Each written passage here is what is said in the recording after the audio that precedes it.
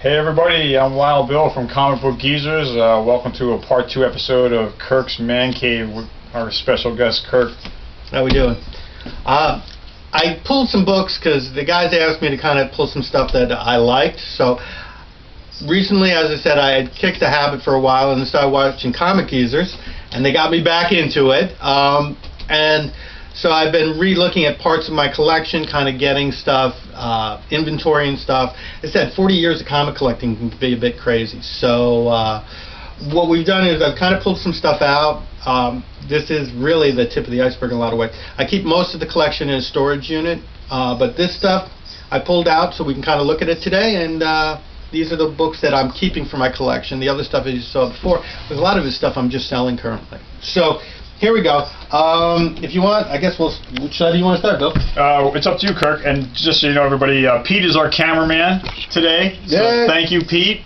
Pete is here with us, obviously. What's up, guys? You'll hear my voice from time to time. We can always pass around the camera, too, I guess. That's true. So you kick it off, Kirk. You're in control. All right. Here. You show this is a more awesome spread you have, by the way, I must say. So, again, unbelievable layout here. Yeah, these are all books that I've had, enjoy, and I think the covers are just speak volumes of stuff. They're not all just traditional comic books, and we're going to kind of go through stuff and kind of take a peek at some of this stuff. Okay, so where do you want to start off? You're over here with Jimmy Olsen? Yeah, let's do Jimmy Olsen first. Okay. This is part of Kirby's Fourth World series, which I'm a huge fan of. Kind of finishing it off for myself. And the reason I pulled this book is I love the fact that they overlaid the art over a photo. And what year is this book? Because he left Marvel like in 1970? Yeah, this is really early into, this is only the second or third time. So I'm guessing this book is like 70 or 71 because it's a 15-center? Yeah. And also, as I said, one of the things he started was the Jimmy Olsen with the Fourth World. So this is where you're going to see it. This is like his third issue on. This is some cool stuff. You can still get these at a reasonable price. And you know what? As I said, Kirby is God, so how do you go wrong with that? Big fan of this stuff. I guess, what do you want to go next to? We'll go up here. Just work up and down. Yeah, we'll go. So you got these Batman?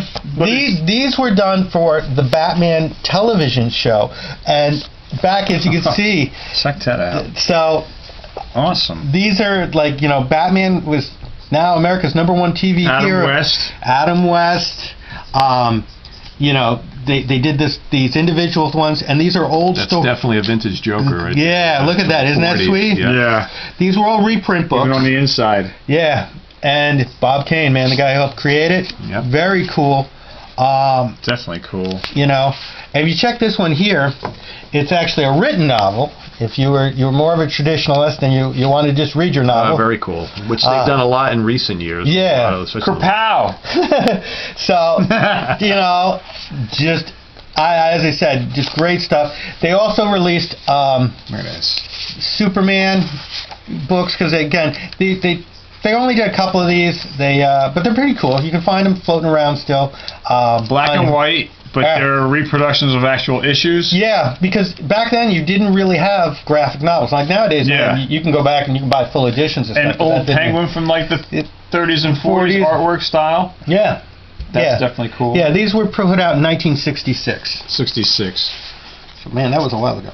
Yeah. So definitely cool. And you've had these for how long? You've had these recently? I acquired them not that long ago, but they've just been kind of, again, I buy this stuff, I look at it, I enjoy it. Where do you find your stuff? Like in flea markets or comic book shops? Everywhere. I love digging through old shops and stuff. To me, the hunt is really important. But nowadays with eBay, at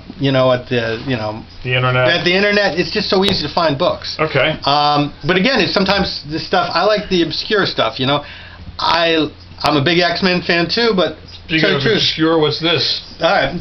This is some of the stuff I've been looking at recently, and it's hard because people don't talk about this stuff. What is that? Very often. These are hot stuff. It was a indie book. It was kind of like an underground book that was done. Hot stuff. You got 3 of them here? Yeah, 3 of them. I'm putting together a full run of this. These were... And how long was that run? This is the last issue, which is number 8. So it only lasted 8 issues.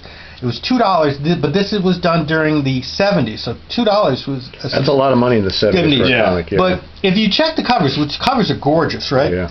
That's Neil Adams.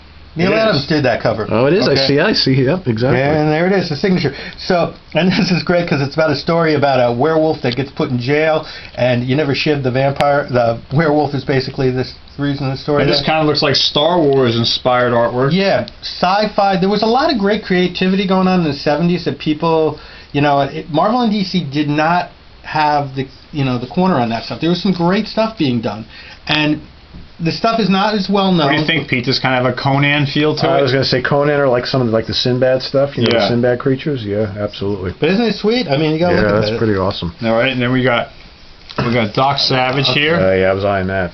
Now this is done by the Gold Key Comic Company. They did mostly like Looney Tunes, very family friendly stuff, but they did do a couple of like quote unquote action books. Doc Savage, The Phantom. They only did one issue with Doc Savage, but isn't that a great cover? That's it's a bomber cover right there. Yeah. Then we got Plop, DC. Okay. Is that their version of, say, Marvel's version of... Nat Brandeck? Yes. Exactly, yeah. Okay. They did this. These were a little bit more disturbing and than Nat Brandeck, but... that cover is just priceless. It's a great run, especially the first 10 issues. Now, what issue is that? That's number 1. It is? Okay, cool, because I can't see it from here. So... that is definitely cool. So that's probably like 1972. Yeah, somewhere's in there. Definitely early mid-70s. 72 or 73.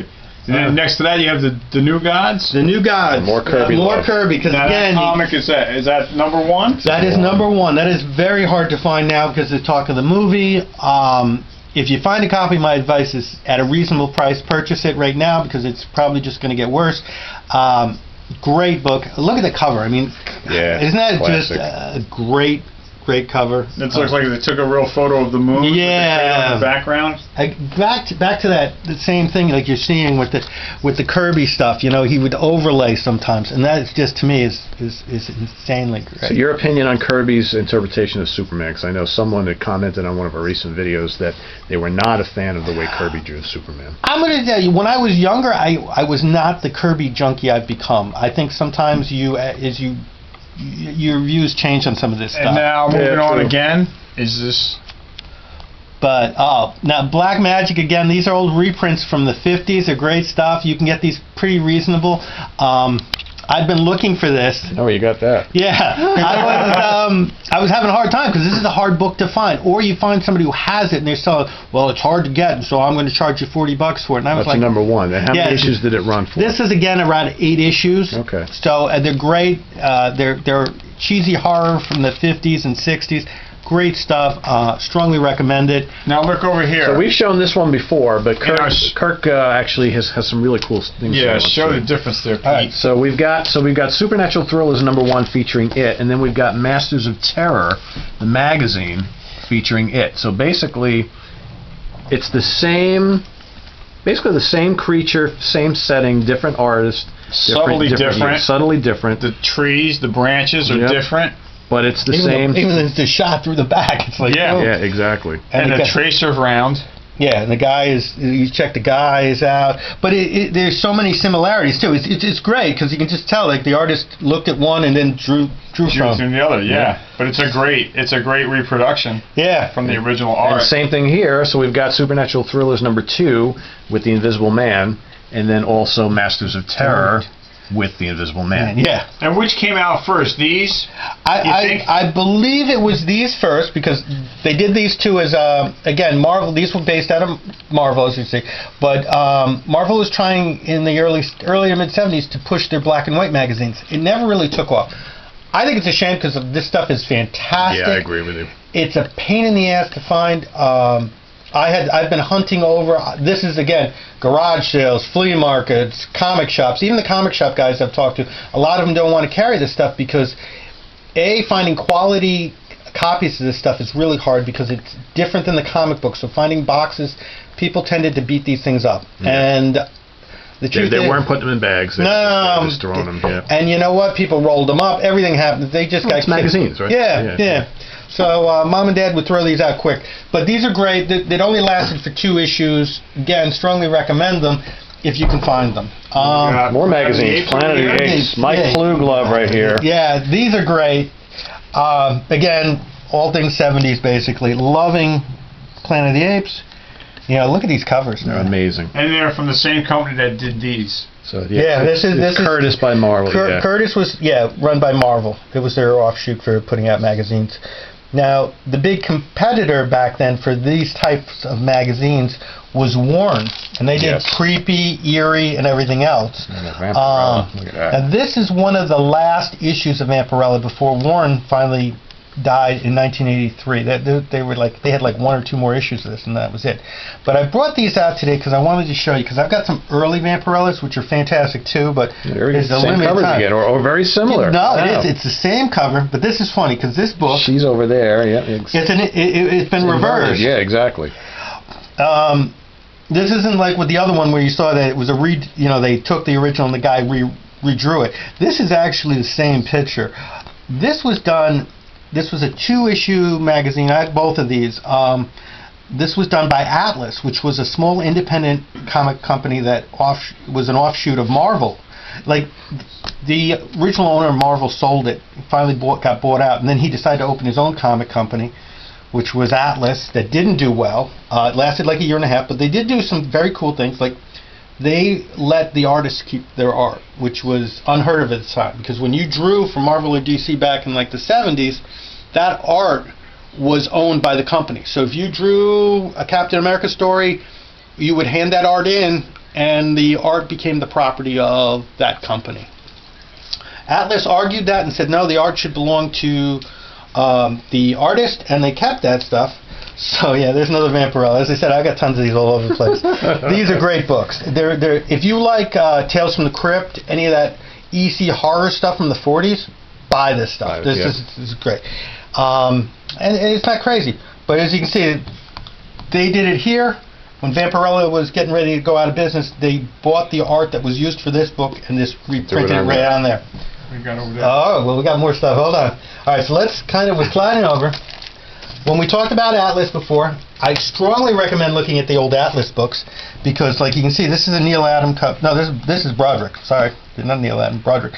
Like Planet of the Vampires, the Grim Ghosts. You have a couple Atlas books, don't you? Yeah, you do. I have, the vampire stuff, right? Yeah. I got Son of Dracula. I have one's called the Man Monster, and I have one called the Demon Hunter. That's right. Yep. If you check the Demon Hunter, they used some of the designs for that, and they moved that character over to the Defenders for a couple issues. Oh, really? Okay. Yeah. As I said, because what happened was Atlas went out of business, and are there books? Because I got them cheap. Their books not considered. They're affordable, right? They are affordable, but I recently heard that the Atlas catalog was sold to a entertainment company. So their value might be going up. They're going to probably going up because they're looking at actually using these characters for movies. Okay. Which, as we all know, is how you can totally go from like a $2 book to a $2,000 book. I think you got to look at stuff, and again, because you don't see this stuff too often. I was looking for stuff that didn't. I like Golden Age books when I can find them at a reasonable price. You know, this is an old Shazam book. Look at that! Wow. You know. That is amazing. What's that? Late 50s? This is probably 40s. Really? Holy crap. Wow, that's in good shape. And this is another one. This one is late 40s, early 50s. Are these two of like the oldest books you've got? Magazine-wise? I have a couple others from this period. I haven't a lot because they're hard to find.